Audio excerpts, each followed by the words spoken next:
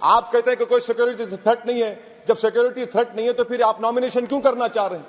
आखिर क्यों आप 370 निकालने के बाद वहां पर हर महीना पाकिस्तान से दहशतगर्द आकर श्रीनगर में गोली मारते हैं, राजौरी में मारते हैं, हर महीना 5-5 लोग मरते हैं, कैप्टन मरता है, हवलदार मरता है, लेफ्टिनेंट कर्नल मरता है, तो आपका कौन सा नॉर्मलसी रेस्टोर किया?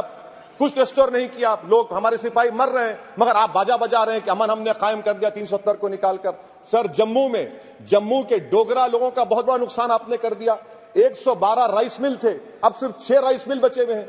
बताइए आपने कौन सा बड़ा तीर मार दिया 370 निकालकर? पूरा पंजाब से लोग आकर जम्मू को टेक ओवर कर रहे हैं, वहां का पॉलिटिकल इक्विलिब्रियम आपने डिस्टर्ब करके रख दिया। चेंबर ऑफ कॉमर्स के रोज लोग रहे, सेक्रेटेरिएट आप मुंतकिल करते थे अभी विंटर में, पूरा जम्मू की इंडस्ट्री को आपने बर्बाद कर दिया, पूरे होटल खाली हैं।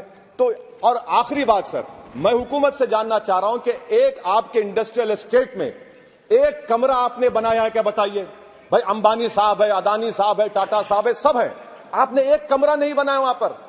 एमओयूज तो करोड़ों रुपया के हो गए, आपने ख्वाब तो इतने दिखाए, मगर वो बेचारे वो ख्वाब तो पूरे नहीं होते कश्मीर के लोगों के लिए।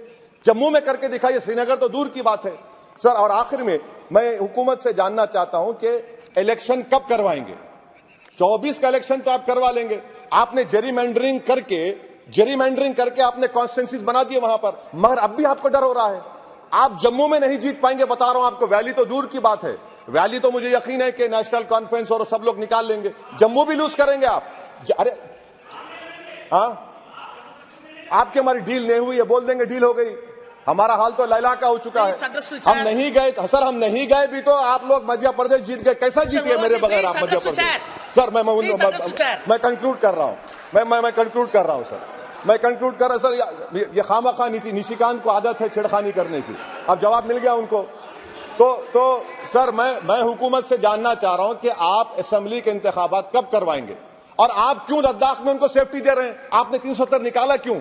लद्दाख का इलेक्शन तो आप हार चुके हैं वहां पर लोकल बॉडी का, तो फौरन आप इंतखाबात करवाइए ताकि वहां पर जमहूरियत बहाल हो सके। कब तक दिल्ली से हुकूमत करेंगे? इसीलिए मैं दोनों बिल की मुखालिफत करता हूं।